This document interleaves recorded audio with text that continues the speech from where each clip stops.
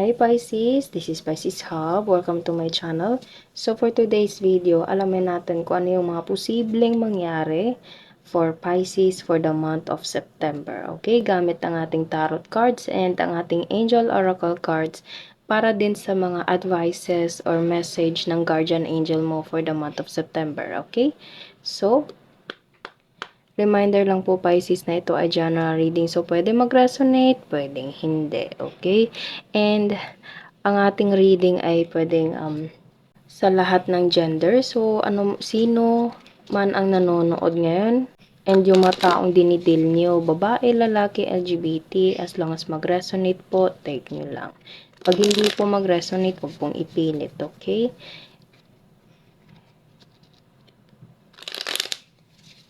And shuffle din natin itong angel oracle cards natin para alamin natin mamaya kung ano yung advice mensahe ng angel for Pisces for the month of September. So, ano po ang advice mensahe for Pisces for the month of September? Oh wow!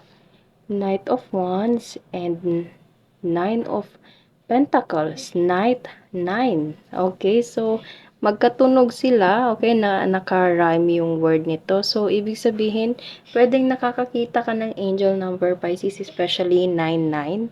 Or pwedeng there's a significant meaning of 9. Okay, number 9 or 99. Okay, so there's a big possibility na darating sa'yo. Pwedeng ito ay opportunity, pwedeng tao na magbibigay sa'yo ng ganitong kalaking abundance. Okay? Magiging ganito yung transformation mo. Okay? Sobrang ganda. So, for the month of September, there's a big possibility na merong darating. Okay? Pwedeng opportunity, trabaho, or offer, or pwede ding tao na pwedeng nanggaling sa medyo malayong distansya and pupunta siya sa'yo, or itong offer opportunity na to is ito yung magdadala sa'yo for this kind of situation. Nakikita nyo sobrang ganda. Alam mo yun, yung lahat ng mga kagandahan sa buhay, inaasam sa buhay, andito sa card na to. Isa to sa mga pinaka-paborito kong card, Pisces. Kasi as is siya, sobrang ganda ng pananamit niya, punong-puno ng coins, and meron pa siyang hawak na bird dito. Ang bird signifies as pangarap. Okay, so parang abot kamay mo na yung pangarap. Sobrang, alam mo yun, all the manifestations is parang nandito sa card na to. Okay, so sobrang ganda ang darating sa'yo. It's either opportunity, anything na maganda, good news, okay? Or pwede ding tao na darating sa'yo. And ito yun. Ito yung magiging outcome nito. Okay? So, kuha pa tayo ng iba pang message. Ano pa po? Ano pa po yung advice po for Pisces? Yes, manifestations. Sabi ko kanina, this card represents parang lahat ng mga magagandang bagay and manifestations. This card, the world card, represents us all of inaasam sa buhay, mga pinapangarap sa buhay andito, manifestation. Okay, so everything always, kung sinasabi Pisces, everything happens for a reason.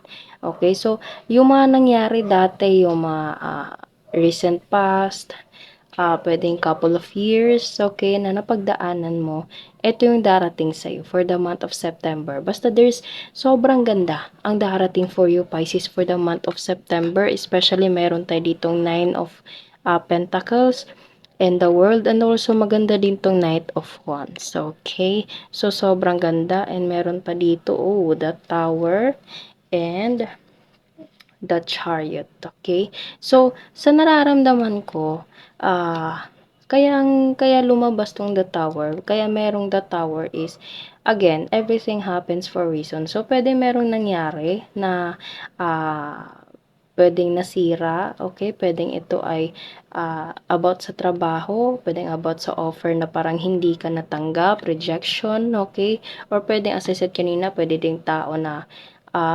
nakikita nyo meron dalawang tao dito na nahuhulog. So, akala mo hindi na kayo magkikita pa ng taong to. Akala mo parang end game na. Okay, wala nang patutunguhan yung kung ano man yung meron sa inyo, pwedeng situationship or relationship mismo, okay?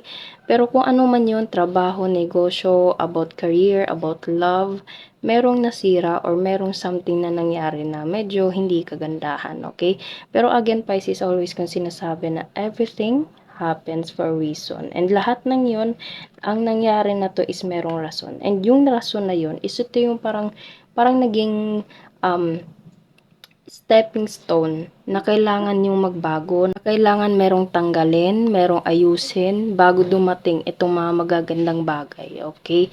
So, bigla akong naisip yung parang the storm is over. Okay? Kumbaga yung bagyo kung ano man yung dinidil mo ngayon, Pisces, tapos na. Okay? Sobrang ganda na yung darating sa'yo, especially sa Knight of Wands, Nine of Pentacles, and the World. Okay? Kung ano man to nangyari, everything happens for a reason of it. And the Chariot. Yes, there's a travel. Okay? As I said kanina, pwedeng itong taong to is nagaling sa medyo malayong lugar, okay? Pwedeng ibang bansa, pwedeng ibang syudad, okay? Basta there's a traveling na mangyayari or pwedeng ikaw to mismo, Pisces, okay? Pwedeng ikaw yung magta-travel na galing sa offer na to, galing sa opportunity na to, kailangan mong makapag-travel, okay? And yung pupuntahan mo na lugar, ganito yung magiging sitwasyon, ganito yung magiging outcome, okay? So, maganda yung opportunity, offer, trabaho, negosyo, pera, travel, or pwedeng love din, okay? Na darating for the month of September. Okay, the storm is over, lahat ng mga magagandang bagay na inaasam-asam mo, lahat ng mga magagandang bagay na minamanifest mo, andito na. Okay, unti-unti nang darating sa'yo, Pisces. Okay, so wag mawalan ng pag-asa, think positive, and trust the process. Trust God always. Okay, so kuha tayo ng answer, advices ng angel mo for the month of September. Ano po ang answer or gabay, pwede din, ng angel for Pisces? Within the next few weeks, okay? So, after a few weeks, Pisces, it's the month of September na. So there's a big possibility na yun yung perfect time for you to receive this Knight of Wands. Improving health, okay? Pwedeng physical health, pwedeng mental health, emotional health, financial health, okay? Lahat ng aspeto sa buhay mo magi-improve, okay? So, ano pa po? Get more information. Yes. Pwedeng research, okay? Mag-research or i-upgrade mo yung sarili mo, Pisces. Or you have to upgrade yourself for you to manage this opportunity, this offer, this person na darating sa'yo. And peaceful resolution. Okay. So, magiging maayos lahat. Magiging maaliwalas. Peaceful yung kahihinatnan yung darating for the month of September, Pisces.